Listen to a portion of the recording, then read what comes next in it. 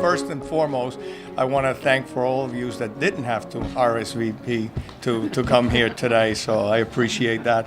But the one thing that I can definitely tell all of you, I don't need to walk the streets of Chicago or the suburbs of Maryland, the streets of Jersey City and the suburbs of Bergen County to find out what the issues we have in the state of New Jersey. This speech actually talked about some good things that are, drug addiction, bail reform, certain things that we have done that have been a lot of initiatives that have come from the Democratic legislature and a lot of those highlights. But it was basically a recap of the last 5 years. There was no vision or anything of moving forward. How are we going to accomplish any of these things? There were no major announcements. When you talk about the last 5 years and you talk about 19% net property that has risen under this administration, and you talk about 3/4 of people that used to get rebates no longer get those.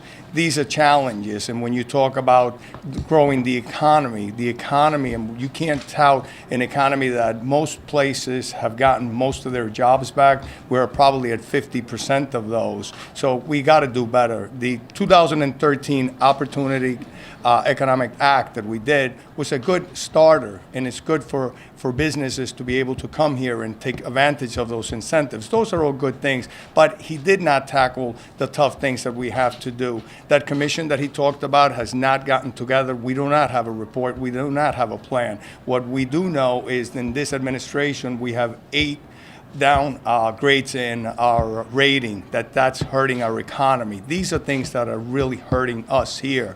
We need to find out how we're going to meet our obligations. I would have loved to have seen talked about our transportation trust fund, things that we need to work on to make sure we put people back to work and grow our economy and spur our economy. These are things I would have loved to have seen instead of rehashing things from the last 5 years that in reality, I have seen the middle class being crushed. And the only people that have seen income growth are people that make over $1 million. And there's a report on that from 2010 to 2012. That's who did grow their incomes. So there's a lot for us here to look at. That is, it was, I guess I would call it a dry speech. It wasn't anything that really gave the reflection of the state, how we are here today. And I'm kind of disappointed. I like a vision, seeing where we're going, how we're going to tackle that. He touched upon the property taxes, to do something about property taxes, but we have to be realistic. Again, how are we going to create revenues in the state of New Jersey? And that is the main thing, because he talked that they have streamlined government in 5 years. So that's not enough. We have to grow our economy, and that has to be priority number one. I want to focus on a couple of positives in the governor's speech to really, I think, show what can be done and then lead into why I'm disappointed with where we are today. The governor is right to talk about the successes of Camden. And my friends that are standing up here with me today worked very hard in a state where we look at, and too many people talk about, a divide between the North and the South. My friends in North Jersey, Vinnie Prieto and Loretta Weinberg, stood with us to understand the crisis that Camden City faced.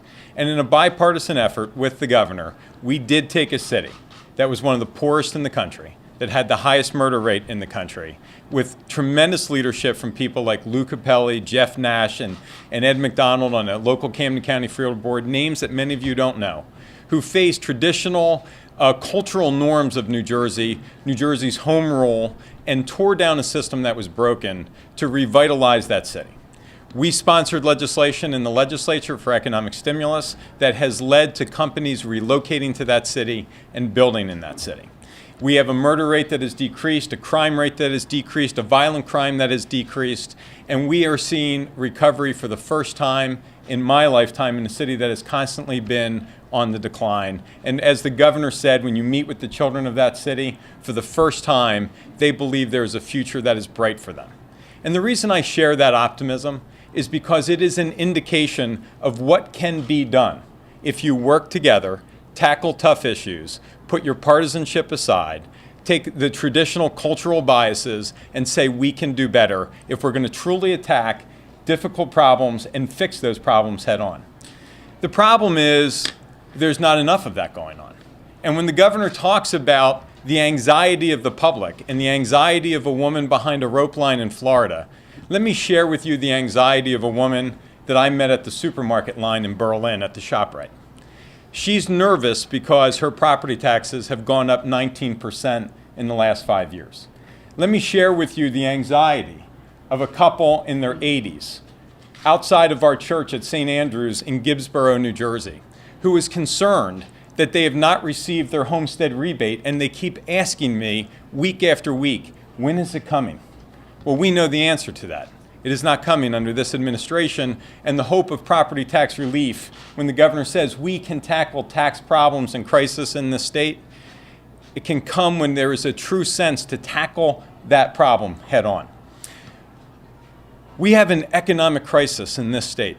We have to face the reality that this great economic recovery that the rest of the country is seeing, where we have restored nationally 119% of the jobs lost in this country since the Great Recession, New Jersey is at 56%. And when I travel to the northern side of this state to meet with constituents and friends and advocacy groups, and they talk to us, what happened to the investment in a tunnel that would have alleviated crisis and congestion, and where did that money go? And they look at a state like New York that has restored 196% of the jobs they lost in the Great Recession, and there is a couple in Bergen County whose wife is still out of work and can't find a job. They want to know why. And when the governor talks about Mercedes leaving New Jersey, when we invested in economic stimulus and we were able to save Subaru of America in South Jersey and keep it here, Mercedes left, not because of some innocuous tax crisis or concern. They left because they chose to build a factory in another state that was cheaper than to build it here. They chose to create jobs and move to a state where over 50% of their growth in their product and their sales is coming from, and not recognizing under the core of that is a state where we continue to lose, as you've heard from my friends, middle-class families that can't afford that product. And it is a sign that we are not restoring those jobs. So yes, there are tough times ahead, and there are difficult challenges. There are things like the speakers talked about, Transportation Trust Fund. There are issues like pension that have to get addressed again.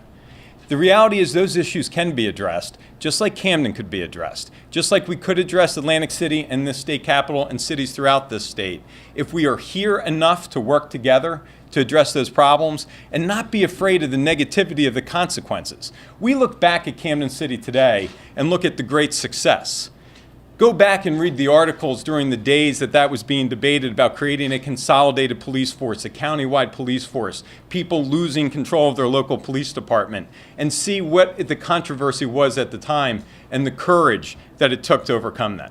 The governor talked about a $2.5 billion budget, smaller today than when he got here. Well, it's easy to do that when you're not making your pension payment. It's easy to do that when you're not fully funding your education formula. It's easy to do that when you're not providing property tax relief. That is not government restraint, quote unquote, as the governor called it. That is abandoning your promises and your principles. So we can tackle these problems. We can work on difficult issues. I'm thrilled to see the governor recognize the need for drug treatment and addiction. Those are government programs that cost money. Those are government programs that if you spend money, you will save money.